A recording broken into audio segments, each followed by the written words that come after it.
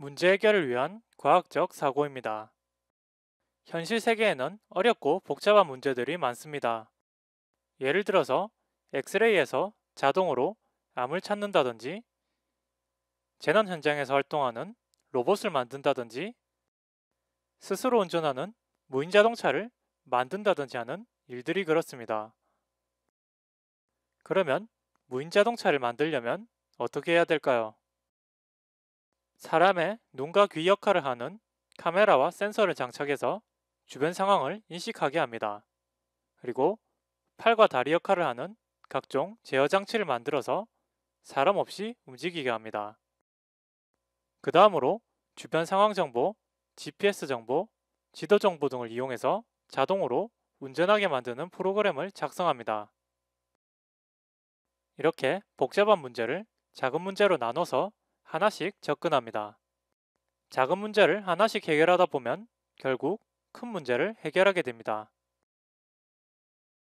이 책에서는 현실에서 벌어지는 복잡한 문제는 아니지만 프로그래밍을 처음 배운 사람이 도전해 볼 수 있는 작은 문제를 제시합니다.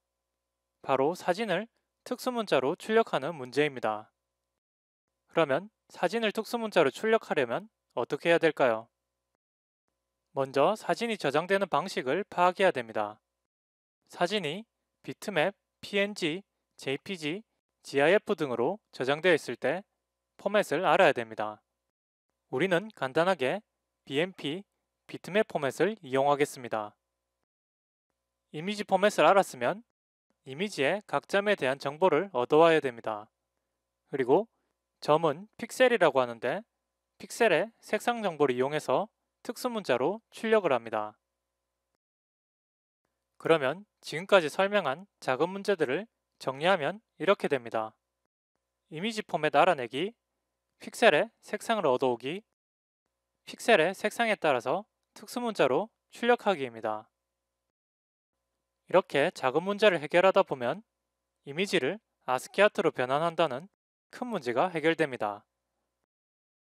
이처럼 현실 세계의 문제를 분석해서 해결책을 찾는 과학적 사고법을 컴퓨테이셔널 싱킹이라고 합니다. 그리고 이렇게 설계한 해결책을 컴퓨터의 명령어로 작성하는 것을 컴퓨터 프로그래밍이라고 합니다. 문제의 해결책을 찾았으면 이것을 컴퓨터의 명령어로 작성합니다. 이런 과정을 컴퓨터 프로그래밍이라고 합니다. 컴퓨테이셔널 싱킹은 큰 문제를 작은 문제로 분해하고 문제의 패턴을 발견하고 어떤 데이터를 이용해야 되는지 결정합니다. 그리고 문제를 일반화하고 모델링합니다. 사진을 특수문자로 출력하는 과정은 이렇게 패턴, 데이터, 일반화, 모델링으로 구분할 수 있습니다. 먼저 패턴은 이미지 파일을 읽어서 픽셀의 색상에 따라서 특수문자로 출력합니다. 데이터는 이미지 파일의 픽셀 데이터, 특수문자입니다. 그리고 일반화와 모델링은 이미지 파일 읽기, 이미지 파일 분석입니다. 참고로 처리하고자 하는 작업 또는 문제를 요구사항이라고 부릅니다. 그래서 프로그램 작성은 요구사항을 만족시키는 일이 됩니다.